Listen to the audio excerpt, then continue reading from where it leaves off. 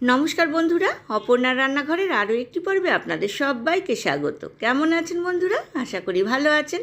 আজ চলে এসেছি আটা আর গাজরের কেকের রেসিপি নিয়ে। ঝটপট বাড়িতে আমি কীভাবে এই আটা আর গাজরের কেক বানালাম চলুন দেখে নিই। দুটো বড় সাইজের গাজর আমি খোসা ছাড়িয়ে ভালোভাবে ধুয়ে লম্বা টুকরো করে কেটে মিক্সার গ্রাইন্ডারে পেস্ট করে নেব। প্রথমবার পেস্ট করার পর দেখুন ভালোভাবে কিন্তু পেস্ট হয়নি। দিয়ে দিলাম 1/4 কাপ দুধ।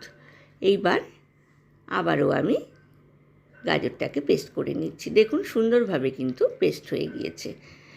গ্যাস ওভেনে একটা কড়াই বসিয়ে দিলাম। কড়াইতে আমি দিয়ে দিচ্ছি 1 টেবিল স্পুন ঘি। গ্যাসের ফ্লেমটা আমি মিডিয়াম টু হাই রেখেছি। ঘিটা গরম হয়ে যাওয়ার পর গাজরের পেস্টটা আমি কড়াইয়ের মধ্যে ঢেলে দিলাম। গাজরটাকে একদম শুকনো করে নেব। বন্ধুরা যারা প্রথম থেকে আমার সঙ্গে আছেন তাদেরকে অনেক ধন্যবাদ।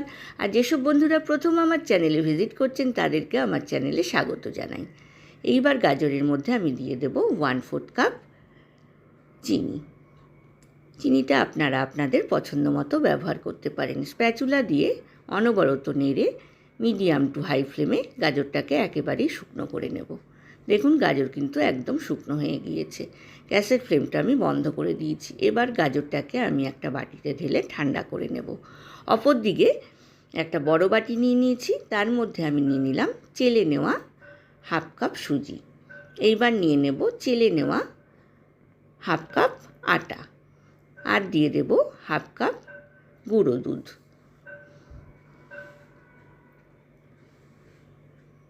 এইবার শুকনো উপকরণগুলোকে খুব ভালোভাবে মিক্স করে নিচ্ছি। এইবার অল্প অল্প করে লিকুইড দুধ দিয়ে এর একটা স্মুথ ব্যাটার বানিয়ে নেব। আমি এখানে 1 কফি মগ লিকুইড দুধ ব্যবহার করেছি। খুব ভালোভাবে ব্যাটারটাকে ফেটিয়ে নিচ্ছি।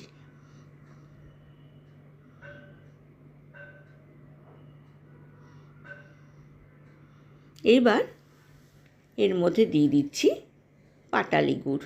সামান্য একটু পাটালি গুড় থেকে গিয়েছিল, সেই পাটালি গুড়টাকে আমি গ্রেটারে গ্রেট করে নিয়ে 4 টেবিল স্পুন এখানে ব্যবহার করলাম। খুব ভালোভাবে ব্যাটারের সাথে মিশিয়ে এবার ঢাকনা দিয়ে ব্যাটারটাকে 1/2 ঘন্টা রেস্টে রাখলাম। 1/2 ঘন্টা পর ঢাকনা খুলে আবারও আমি স্পুন দিয়ে ভালোভাবে ব্যাটারটাকে ফেটিয়ে নিয়ে শুকিয়ে নেওয়া গাজরটা পুরোটাই আমি এর মধ্যে ব্যবহার করছি। খুব ভালোভাবে ব্যাটারের সাথে গাজরটাকে মিক্স করে নিচ্ছি। দেখুন কি সুন্দর কালার এসেছে। এইবার এর মধ্যে আমি দিয়ে দেব 1 টিস্পুন বেকিং পাউডার আর দিয়ে দেব 1/2 টিস্পুন বেকিং সোডা। খুব ভালোভাবে মিক্স করে নেব। দিয়ে দিলাম সামান্য একটু দুধ। খুব ভালোভাবে মিক্স করে নিচ্ছি। আর দিয়ে দিলাম 1/4 কাপ রিফাইন অয়েল। খুব ভালোভাবে মিক্স করে নেওয়ার পর এবার দিয়ে দেব 1/2 কাপ কাজু আর কিশমিশ। কিছুটা কাজু কিশমিশ দিলাম, কিছুটা পরে ব্যবহার করব। দিয়ে দিলাম 1/4 টেবিল স্পুন এলাচের গুঁড়ো। আপনারা ইচ্ছা করলে এখানে ভ্যানিলা এসেন্স বা রোজ এসেন্সেরও ব্যবহার করতে পারেন। ব্যাটারের সাথে এলাচের গুঁড়ো ভালোভাবে মিক্স করে এবার কেক টিনটাকে রেডি করে নিচ্ছি। কেক টিনের মাপে আমি বাটার পেপার কেটে নিয়েছি। কেক টিনের চারধারে আমি অয়েল ব্রাশ করে নিলাম। মাঝখানে বাটার পেপারটা দিয়ে এর ওপরেও অয়েল ব্রাশ করে নিচ্ছি।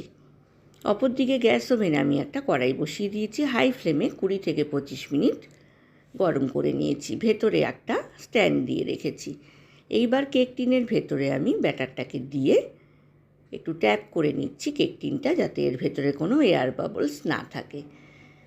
এইবার কড়াইয়ের ঢাকনা খুলে কড়াইয়ের ভেতরে স্ট্যান্ডের ভেতরে কেক টিনটাকে বসিয়ে ঢাকনা দিয়ে 45 মিনিট মিডিয়াম টু হাই ফ্লেমে বেক করলাম। 45 মিনিট পর ঢাকনা খুলে আমি এর ওপরে কাজু কিশমিশ সাজিয়ে দিচ্ছি।